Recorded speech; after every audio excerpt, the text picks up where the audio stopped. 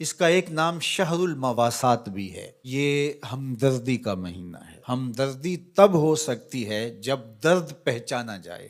ہم درد وہی ہوتا ہے جو درد سے گزرا ہو۔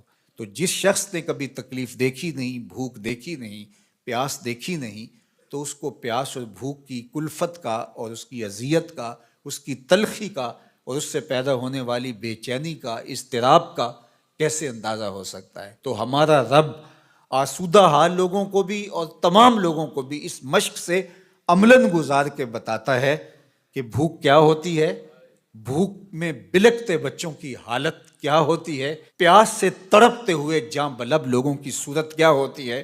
کل جب فلسطین میں تڑپتے ہوئے جاں بلب بچے بھوک اور پیاس سے العطش اور الجوع پکارتے ہوئے اپنی جان دیں تو تمہیں احساس ہو کہ بھوک کی تلخی کس قدر جان لیوا ہوتی ہے۔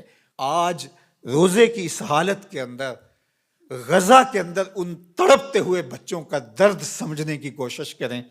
آج غزہ کے تڑپتے ہوئے ان بچوں کی حالت کا تصور کریں جب ماؤں کی چھاتیوں سے دودھ بھی سوکھ جائے، جب بوند پانی کی اور دو لقمے کھانے کی بھی میسر نہ ہو، لوگ سسک سسک کے جانے دے رہے ہیں۔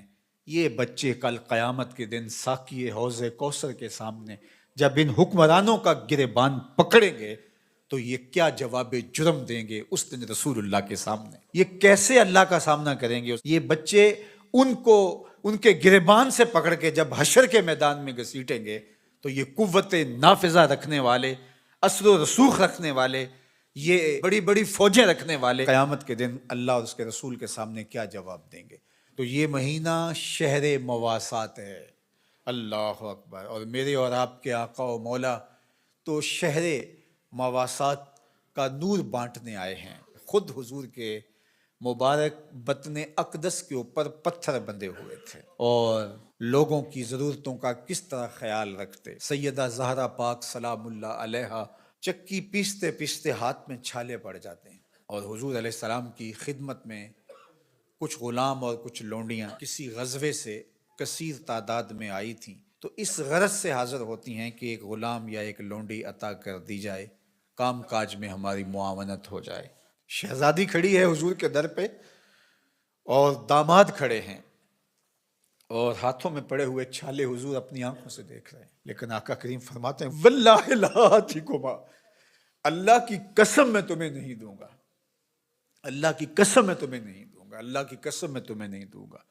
فرمایا میں تو ان غلاموں اور لونڈیوں کو بیچوں گا اور اس سے جو رقم ملے گی، جو پیسے ملیں گے، بدر اور احد کے شہیدوں کے یتیموں کی کفالت کروں گا، مدینے کے مفلوق الحال لوگوں کی، بیواؤں کی، اراملہ کی، مساکین کی، یتامہ کی کفالت کروں گا۔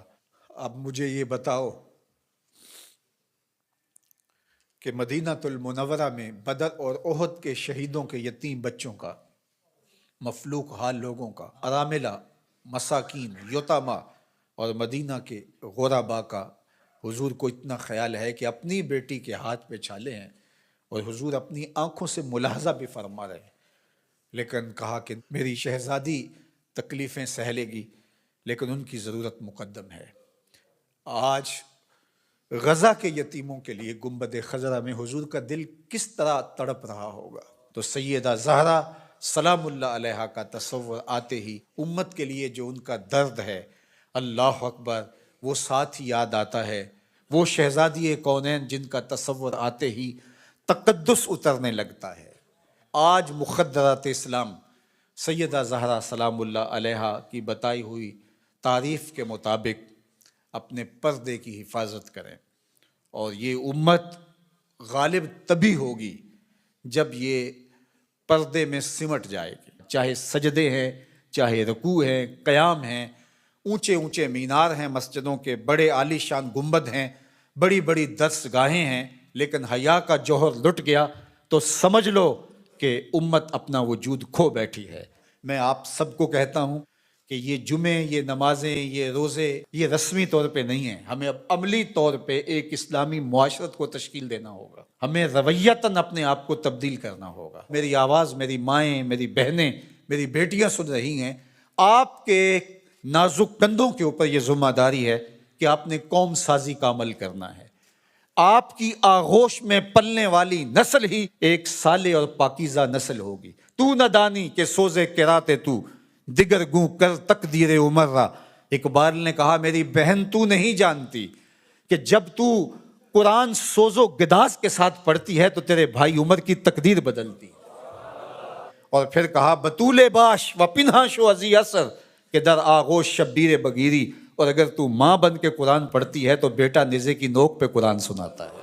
آج امت مسلمہ کی بیٹیوں کو سیدہ پاک سلام اللہ علیہا کے اسوہ کو اپنے اندر اتارنا ہوگا۔ اسلام کوئی مشکل دین نہیں ہے، سادہ سادہ عام فہم دین ہے۔ ہماری فطرت کے مطابق ہمارے رب نے یہ دین ڈیزائن کیا ہے۔ اس دین کے مطابق اپنی زندگی گزاریں۔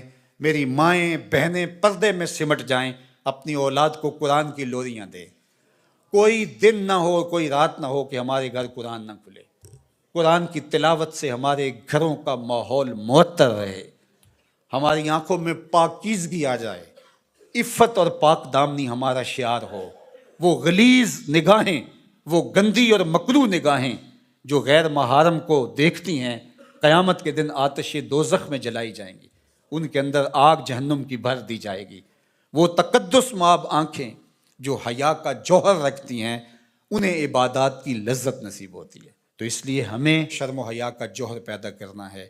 خاتون سمٹ جائے پردے میں، مت مغرب کی نقالی کرے، اور یہ جو نئے نئے فتنے نمودار ہو رہے ہیں اور نئے نئے رنگ اور آہنگ پیدا ہو رہے ہیں، نئی نئی دلیلیں تراشی جا رہی ہیں، اور طرح طرح کے مفکرین آ کر کے پردے کو بوجھ قرار دے رہے ہیں، ان کی بات چھوڑیں اور قرآن کی طرف آئیں۔ قرآن کہتا ہے یدنینا فی جلابیبہن کہ وہ اپنی اوڑھنیاں اوڑھ کے رکھیں۔ قرآن کہتا ہے کہ ولا تخضعن بالقول کہ جب غیر مرد سے بامر مجبوری بات کرنی پڑ بھی جائے تو تمہاری آواز میں، لہجے میں نرمی نہیں ہونی چاہیے کہ دل کا کوئی روگئی اس نرمی سے تمہاری طرف مائل نہ ہو جائے، تمہارے لہجے میں کرختگی ہونی چاہیے۔ وہ اسلام، وہ دین آج ہم نے اپنی روحوں میں جذب کرنا ہے۔